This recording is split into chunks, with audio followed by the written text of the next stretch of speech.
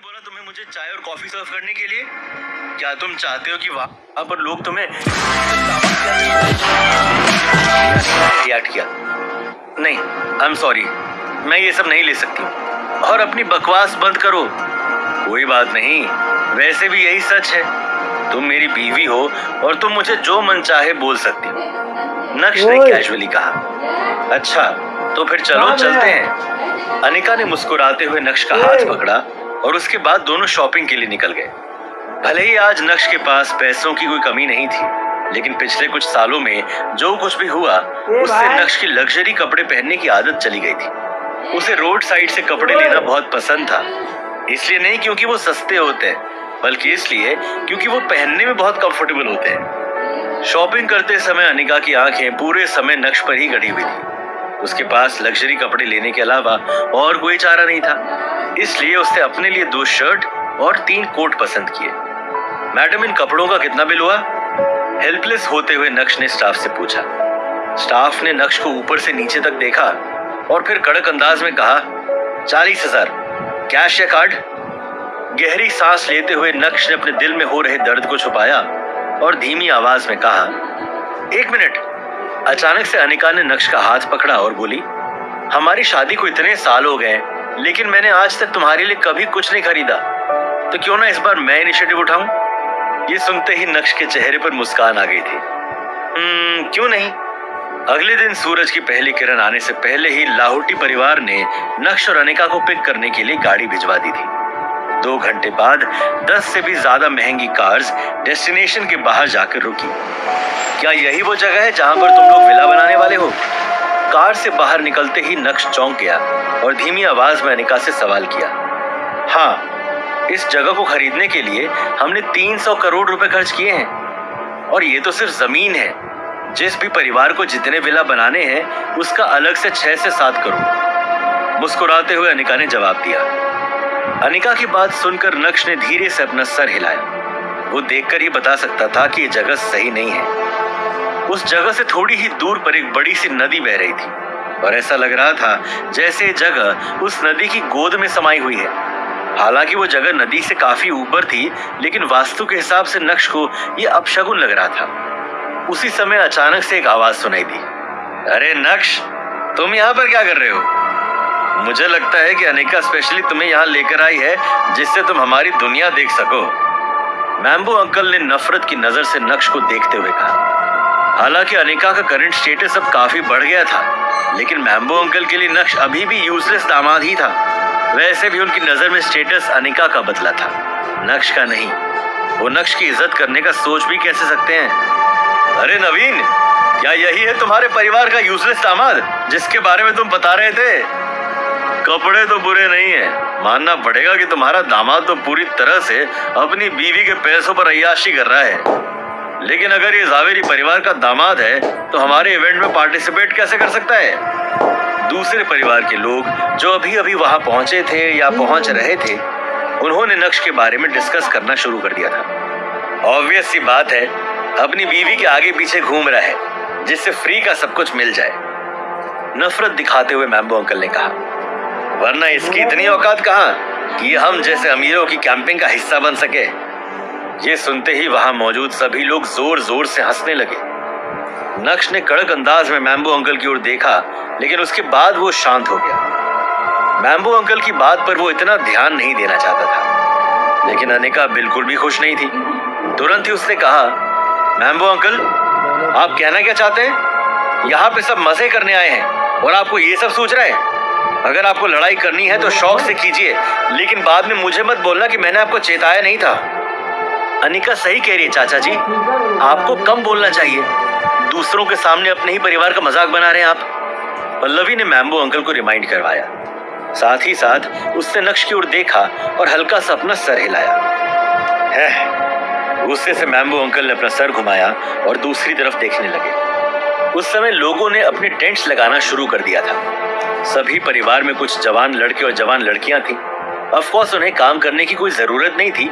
In fact वो तो नदी के सामने चेयर और छाते लगाकर बैठ गए थे और टाइम का सही इस्तेमाल करते हुए कंफर्टेबली एंजॉय कर रहे थे। इकोनॉमिक ब्रेकडाउन के दौरान सावेरी परिवार की दोस्ती कई ऐसे परिवार से हुई जो उन्हीं की ही तरह प्रॉब्लम्स झेल रहे थे और सभी ने मिलकर तय किया कि अगर उन्हें प्रॉब्लम हटानी है तो उन्हें एक होना पड़ेगा और एक होने के लिए उन्होंने इस कैंपिंग एक्टिविटी को चुना जिससे सभी एक दूसरे से मिल सकें और एक दूसरे को बेहतर तरीके से जान सकें। इससे दोस्ती और भी गहरी हो सकती है। जब परिवार की लड़कियां कपड़े बदल कर आई तो सभी जवान लड़कों की नजरें अनिका और पल्लवी पर जाकर अटक गई थी। अटकती क्यों नहीं, सभी फैमिलीज में अनिका और पल्लवी ही सबसे खूबसूरत थी।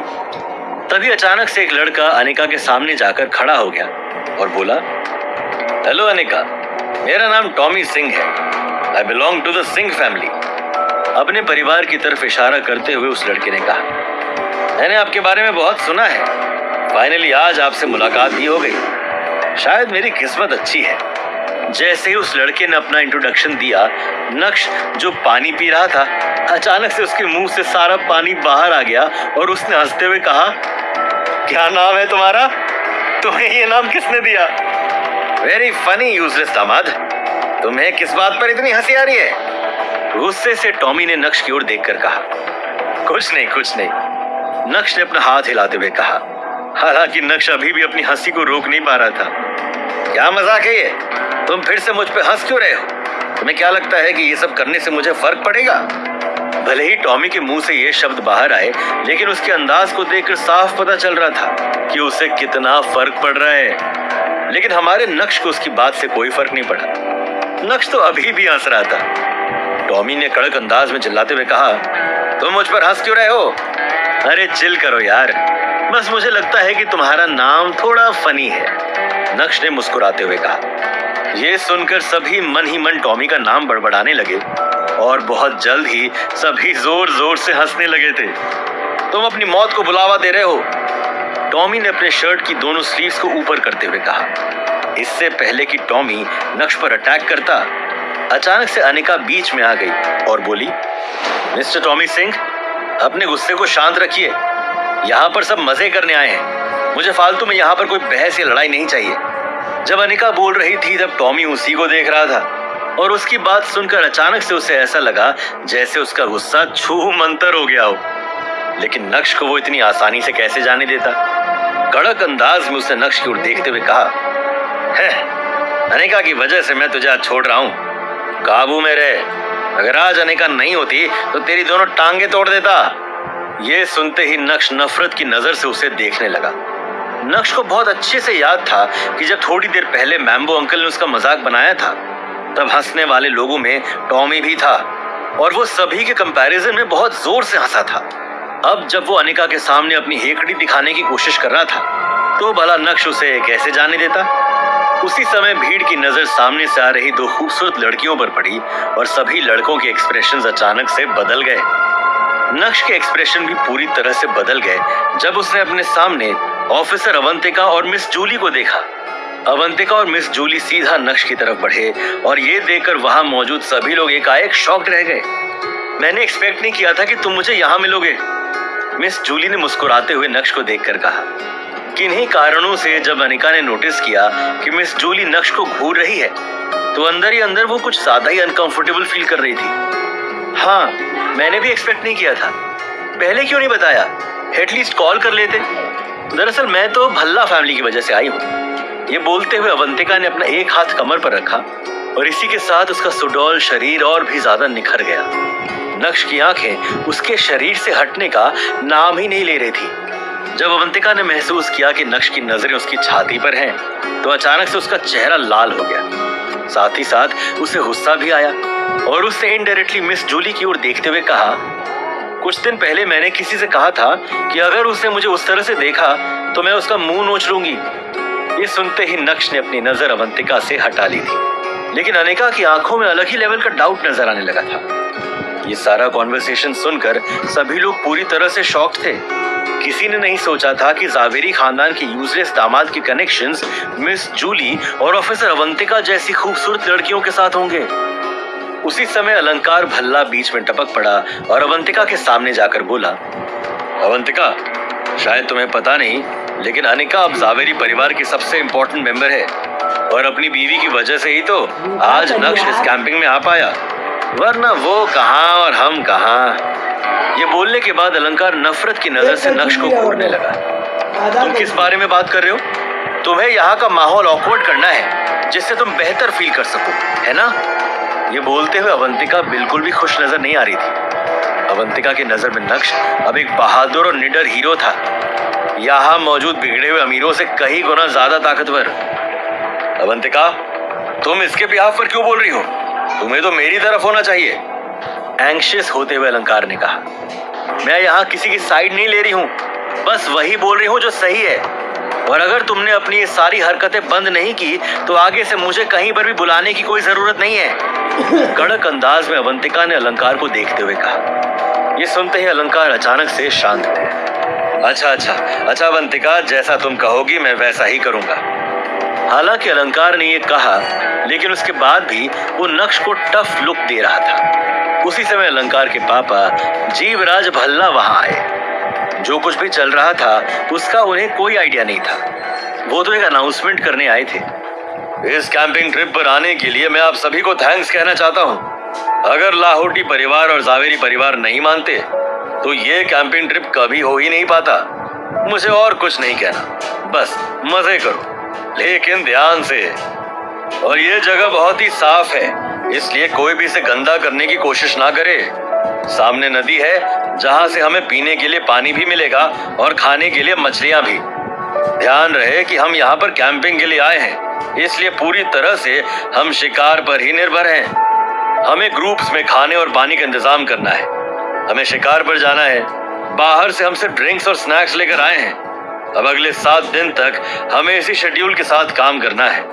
लेट्स एंजॉय, और काम करने को तैयार हो जाओ सब। जीवराज भल्ला की बात सुनकर सभी के चेहरे पर मुस्कान आ गई थी।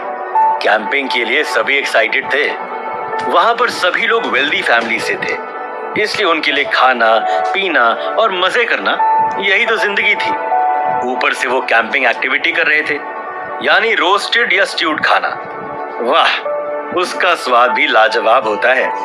तुरंत ही जवान लड़कों और लड़कियों की टीम्स डिवाइड की गई। कुछ टीम्स को फिशिंग रॉड्स दी गई तो कुछ टीम्स को शिकार के लिए जंगलों में भेजने का तय किया गया। पीछे बचे बूढ़े लोगों ने तो नदी किनारे जाम छलकाने शुरू कर दिए थे, क्योंकि उनका मेन मकसद तो परिवार के बीच में गहरी दोस्ती बनाना था। इस कैंपिंग के दौरान कुछ बड़ा होने वाला था। बड़ा मीन्स कोई हादसा, कोई अनहोनी। क्या वो नक्श और अनिका की जिंदगी से रिलेटेड होगा? अगले 7 दिन तक नक्श और अनिका की जिंदगी में क्या बदलाव आएंगे?